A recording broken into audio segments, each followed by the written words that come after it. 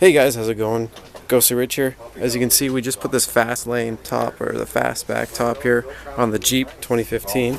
So, as you can see, we have some hardware I'm just going to go over because I came over and these are the only real tricky parts. So as you see here, they've got where you unzip these parts on the roll bar. So pulling the top off is pretty easy, as you can see.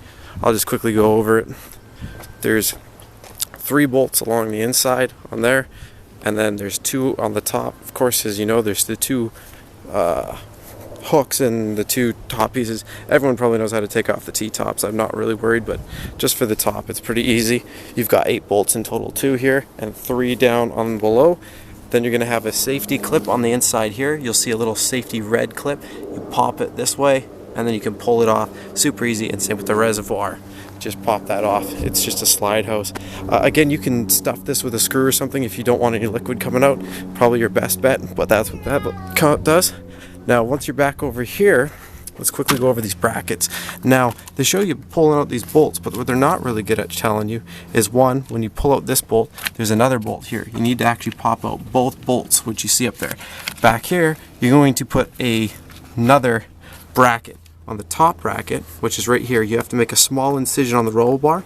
So what I suggest you do is, to make the incision, is probably about 1 inch from the zipper. That's where you make your incision, lengthwise. And of course, you can line this up with the bolt over top of there, and then you just make the small incision right there with an X-Acto blade. That's what we did. And then, if you look, there's another one, which is right here, this bracket. They didn't quite tell you that you had to make an incision, but before you can put this in loosely, unbolt it, put it in loose, and then when you're lying it flat like this, lie it flat up and make an incision around the bottom of it. And once you do, then you just thread it through. You'll see how to thread it through. And then you bolt it in. And those are your 2 really tough ones. These sill pieces are super easy. For clicking, and the instructions are pretty good on that.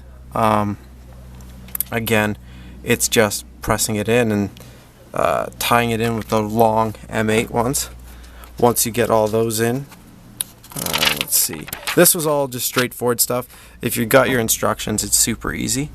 As you can see, there's no real 100% way. And then, oh, here, you might think this is double-sided sticky tape. It isn't. What it is when you pull off the foam, it's just a soft foam. So that way it rests on there, helps hold it tight. It doesn't actually stick to it. A lot of people might think, well, if it sticks to it, how are you going to remove it? And when you pop these in, you pop one side in, and then you flex, and then it'll pop in. Let's see here. Yeah, like I said, the rear one, this is pretty easy too. It only fits in one way on the back door, which is over here. It's the piece that fits right here. It just fits on, and then you push it down and it clips on. So after this, let's take a look here. As you can see, then you've got this part, which is actually a pull.